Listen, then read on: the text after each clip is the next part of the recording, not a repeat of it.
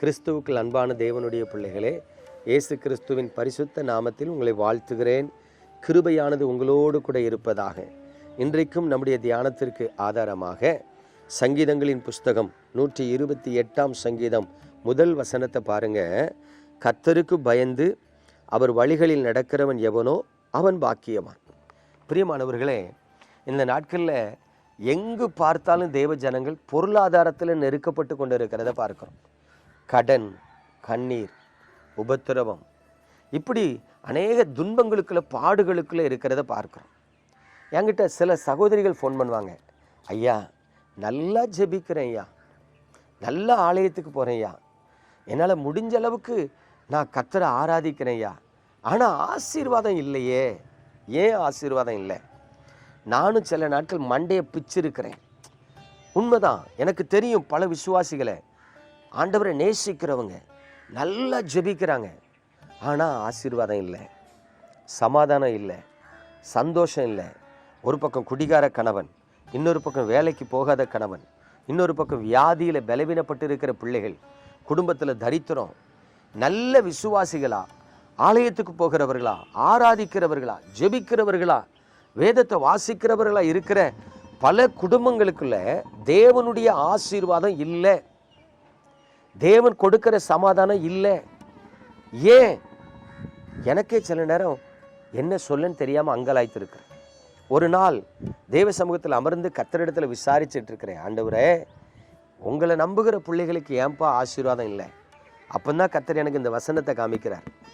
கர்த்தருக்கு பயந்து அவர் வழிகளில் நடக்கிறவன் எவனோ அவன் பாக்கியவான்.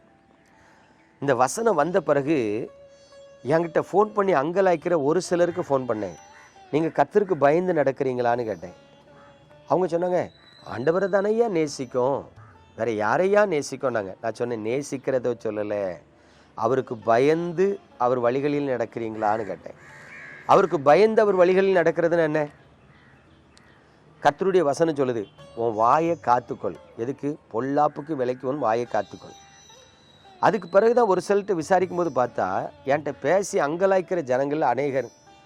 அவங்ககிட்டெல்லாம் பேசி தப்பவே முடியாது, பதிலுக்கு பதில் பேசுவாங்க. அவன் என்னை பைத்தியக்காரன் நினச்சிக்கிட்டான், நான் விடுவேனா, நான் சாவக்கான திருப்பி கொடுத்து விட்டுட்டேன்லாமாங்க.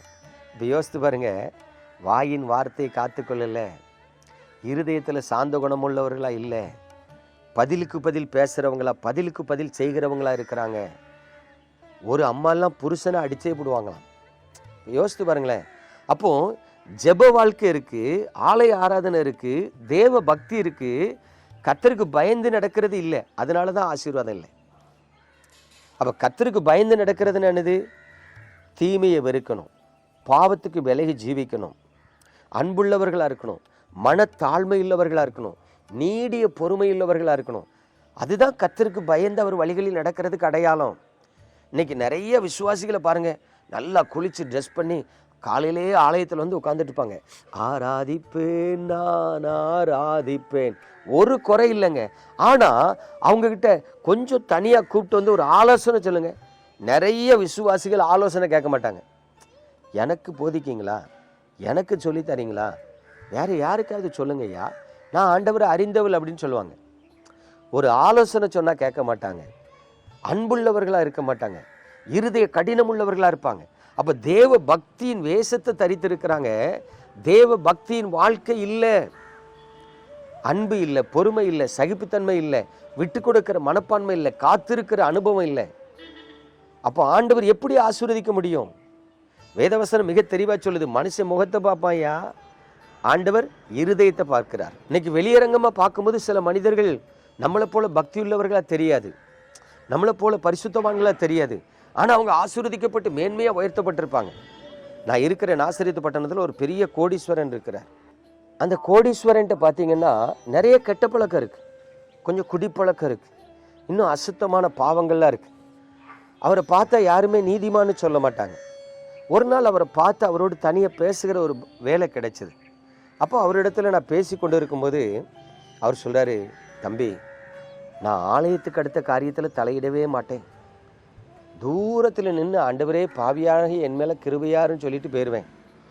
ஆலயத்துக்கு போனேன்னா ஒரு வார்த்தை பேச மாட்டேன், காணிக்க போட்டுட்டு அப்படியே நின்றுட்டு என்ன நினச்சி பார்ப்பேன், இவ்வளவு பரிசுத்தமான தேவனை ஆராதிக்க எனக்கு தகுதி கிடையாது. நான் அக்கிரமத்தின் கட்டுகளுக்குள்ள இருக்கிறேன். ஆண்டவரே உங்களுக்கு சித்தமான மன்னின்னு சொல்லிட்டு வந்துடுவேன். அவர்கிட்ட மன்னிப்பு கேட்கறதுக்கு எனக்கு தகுதி இல்லை தம்பி, நான் தெரிஞ்சே நிறைய தப்பு பண்ணுறேன் அப்படின்னு சொல்லிட்டு அவர் சொன்னார். நிறைய பேர் ஆலயத்துக்குள்ள போய் சண்டை போட்டுட்டு கிடக்கான், ஆலய காணிக்க கிளவாங்கிறான், அரசியல் பண்ணுறான்.